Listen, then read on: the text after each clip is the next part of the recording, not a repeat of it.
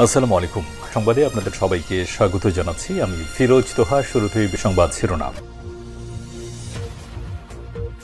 বাংলাদেশের সর্বশেষ গুরুত্বপূর্ণ আপডেট সংবাদে আপনাকে স্বাগত। শুরুতে সংবাদ শিরোনাম, পরে বিস্তারিত। শুরুতেই জানাবো, দোষীদের ২৪ ঘন্টার মধ্যে গ্রেপ্তার দাবি, গাজীপুরে হামলা পরিকল্পিত, নেপথ্যে রয়েছে সাবেক মেয়র জাহাঙ্গীর আলম।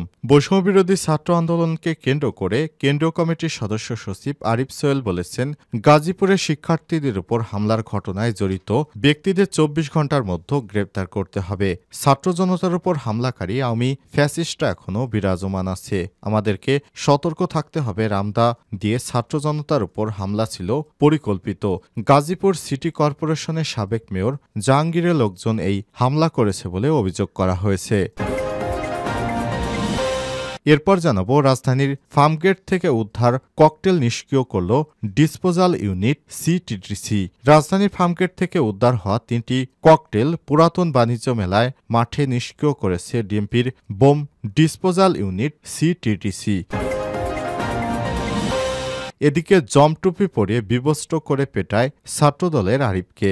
বিগত ফ্যাসিস্ট সরকার আমলে বিএনপির ছাত্রদলের আরিফকে সাদা পোশাকে তুলে নিয়ে পুলিশ ভয়াবহ নির্যাতন করেছে। তার মুখ ও চোখে জমটুপি পরে তাকে বিবস্ত্র করে তারপর পুলিশ সাপের মতো পিটিয়েছে, এমনই অভিযোগ করেছেন তিনি। হামলায় তার বাম হাত অকেজো হয়ে গেছে।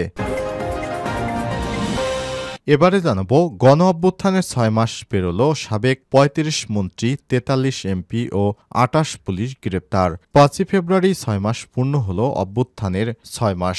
ছাত্র জনতার আন্দোলনে আওয়ামী লীগ সরকারের পতন ঘটে ৫ই আগস্ট। ঐতিহাসিক এই বিপ্লবে বিজয়ের ধারার সূচনা হয়েছিল সরকারি চাকরিতে কোটা পদ্ধতি বাতিলের দাবির আন্দোলনের মধ্য দিয়ে। এটি পরে সরকারের কঠোর অবস্থানের কারণে আরও প্রবল হয়ে উঠেছিল, যা ২০২৪ সালের ৫ই আগস্ট চূড়ান্ত রূপ লাভ করে। প্রায় ১৫০০ মানুষকে হত্যার প্রেক্ষিতে বিগত প্রায় ১৫ বছরের বেশি সময় ধরে দেশকে শাসন করার পর হাসিনা পদত্যাগ করে ভারতে পালিয়ে যান। এদিকে বেনজিরের বক্তব্য গভীর ষড়যন্ত্র, রাষ্ট্রদ্রোহের শামিল বলল পুলিশ অ্যাসোসিয়েশন। সামাজিক যোগাযোগ মাধ্যমে একটি বিতর্কিত মন্তব্য করেছেন পুলিশের সাবেক পলাতক আইজিপি বেনজির আহমেদ। তার বক্তব্যকে পুলিশ বলছে রাষ্ট্রীয় দ্রোহতার শামিল এবং রাষ্ট্রের বিরুদ্ধে গভীর ষড়যন্ত্র। এবং সর্বশেষ জানাবো, সরকারি জায়গা দখল করে ঘর নির্মাণ এর অভিযোগ বিএনপি নেতার বিরুদ্ধে। সরকারি হাটের জায়গা দখল করে পাকা ঘর নির্মাণের অভিযোগ উঠেছে কফিলউদ্দিন নামে বিএনপি নেতার বিরুদ্ধে। পাবনার চাটমোহর উপজেলার হরিপুর ইউনিয়নের চরৈকোল বাজারে ঘর নির্মাণ করেছেন তিনি। কফিলউদ্দিন উপজেলা হরিপুর ইউনিয়ন বিএনপির সাবেক সভাপতি। প্রিয় দর্শক, এতক্ষণ শুনছিলেন সংবাদ শিরোনাম, এবারে বিস্তারিত। তবে তার আগে বন্ধুরা, অনুরোধ থাকবে সংবাদটিতে একটি লাইক দিন। এই চ্যানেলে আপনি নতুন হয়ে থাকলে আমাদের সংবাদটি দেখতে দেখতে চ্যানেলটি সাবস্ক্রাইব করে রাখুন। কমেন্ট করে আপনার মূল্যবান মতামত জানিয়ে দিন আপনি বিশ্বের কোন দেশ থেকে বা বাংলাদেশের কোন স্থান থেকে আমাদের এই সংবাদটি দেখছেন এবং শুনছেন। এবারে বিস্তারিত। গাজীপুরে হামলার পরিকল্পনা, এর নেপথ্যে রয়েছে সাবেক মেয়র জাহাঙ্গীর। দোষীদের ২৪ ঘন্টার মধ্যে গ্রেপ্তারের দাবি। বৈষম্যবিরোধী ছাত্র আন্দোলনের কেন্দ্রীয় কমিটির সদস্য সচিব আরিফ সোহেল বলেছেন, গাজীপুরে শিক্ষার্থীদের উপর হামলার ঘটনায় জড়িতদের ২৪ ঘন্টার মধ্যে গ্রেপ্তার করতে হবে। ছাত্র জনতার উপর হামলাকারী আওয়ামী ফ্যাসিস্টরা এখন বিরাজমান রয়েছে। আমাদের সতর্ক থাকতে হবে। রামদা নিয়ে ছাত্র জনতার উপর হামলা ছিল পরিকল্পিত। গাজীপুর সিটি কর্পোরেশন সাবেক মেয়র জাহাঙ্গীর আলম এর লোকজন হামলা করেছে বলেও অভিযোগ করা হয়েছে। শনিবার ৮ই ফেব্রুয়ারি দুপুরে গাজীপুরের রাজবাড়ী মাঠে সর্বদলীয় বিক্ষোভ সমাবেশে সব কথা বলেছেন আরিফ সোহেল ও অন্যান্যরা। এতে অংশ নিতে জাতীয় নাগরিক কমিটির গাজীপুর জেলা শাখার আহ্বায়ক আলী নাসির খান বলেছেন, রক্তের বদলে রক্তা নয়, ফ্যাসিস্ট খুনি হাসিনা স্বৈরাচার আওয়ামী লীগকে নিষিদ্ধের মাধ্যমেই করতে হবে। নেতাকর্মীরা আরও বলেন, গতরাতে আওয়ামী লীগের দোসররা পরিকল্পিতভাবে ছাত্র ছাত্রদের ফাঁদে ফেলে হামলা করেছে। গাজীপুর থেকে আজ ফ্যাসিবাদের মূল উপড়ে ফেলার কার্যক্রম শুরু হবে। পতিত ফ্যাসিবাদী সরকারের দোসর জাহাঙ্গীর আলম এর পালিত কুকুরেরা এই হামলা করেছে। আকম্য মোজামেলের বাড়ি ভাঙচুরের অজুহাতে ছাত্রদলের হত্যার পরিকল্পনা করছিল সাধারণ মানুষ এভাবে হামলা করতে পারে না। তারা আরও বলেন, হাসিনার প্রেতাত্মারা ভারতে বসে দেশকে অস্থিতিশীল করার চেষ্টা করছে। তাদের সব ধরনের ষড়যন্ত্র ঐক্যবদ্ধভাবে প্রতিহত করতে হবে। বক্তারা অভিযোগ করে বলেছেন, গতকাল হামলার সময় প্রশাসনের পক্ষ থেকে কোনো রকম সহযোগিতা করা হয়নি। বারবার কল করার পরেও তারা উদ্ধার করতে এগিয়ে আসেনি। দ্রুত সময়ের মধ্যে জেলা প্রশাসক ও পুলিশ কমিশনারকে পদত্যাগ করতে হবে। 24 ঘন্টার মধ্যে হামলায় জড়িতদের গ্রেপ্তার করতে হবে। প্রশাসন কেন সহযোগিতা করতে এগিয়ে আসলো না এ বিষয়ে একটি তদন্ত করতে হবে এবং মন্ত্রণালয় সহ প্রশাসনের বিভিন্ন দপ্তরে থাকা আওয়ামী দোসরদের অপসারণ করতে হবে। এতে বক্তব্য রাখেন ফ্যাসিবাদী বিরোধী তৃণমূল মঞ্চের কেন্দ্রীয় কমিটির সভাপতি অ্যাডভোকেট নজরুল ইসলাম খান, ছাত্র শিবির গাজীপুর মহানগর শাখার প্রশিক্ষণ সম্পাদক হায়দার আলী, সদর থানা শিবির সভাপতি সোলাইমান কবির, ইসলামী ছাত্র আন্দোলন বাংলাদেশের কেন্দ্রীয় শুরা সদস্য আরাফাত হোসেন অনিক এবং বৈষম্য বিরোধী ছাত্র আন্দোলনের নেতা আব্দুল আল মাহিম প্রমুখ। ফার্মগেট থেকে উদ্ধার ককটেল নিষ্ক্রিয় করল বোম ডিসপোজাল ইউনিট সিটিটিসি।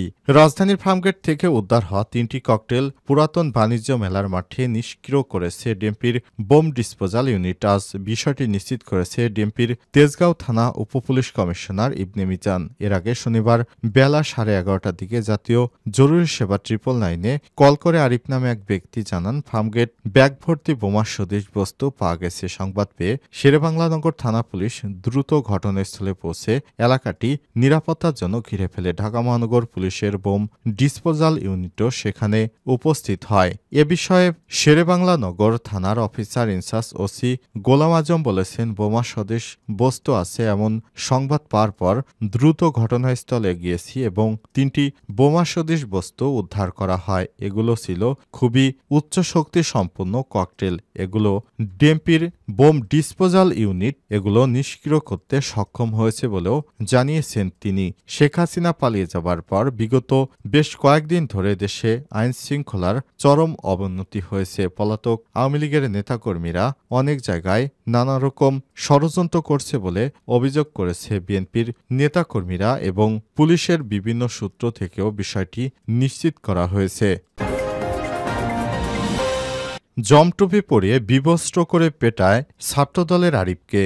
দুদিন 2 রাত গুম রেখে ছাত্রদল নেতা আরিফ বিল্লাহকে নির্যাতন করে ডিবি পুলিশ। নির্যাতনে বাম হাত অকেজো হয়ে যায় তার। তিনি ওই হাত দিয়ে কাজ তো দূরের কথা কোনো কিছু ধরতেও পারেন না এখনো। ফ্যাসিবাদী আওয়ামী লীগ সরকারের আমলে ডিবি হেফাজত এবং পরবর্তী গাজীপুরের কাশিমপুর হাই সিকিউরিটি কারাগারে লোমহর্ষক নির্যাতনের শিকার ছাত্রদলের সাংগঠনিক সম্পাদক আরিফ বিল্লাহ এবং এক সাক্ষাৎকারে আমাদের দেশকে সব কথা বলেছেন তিনি।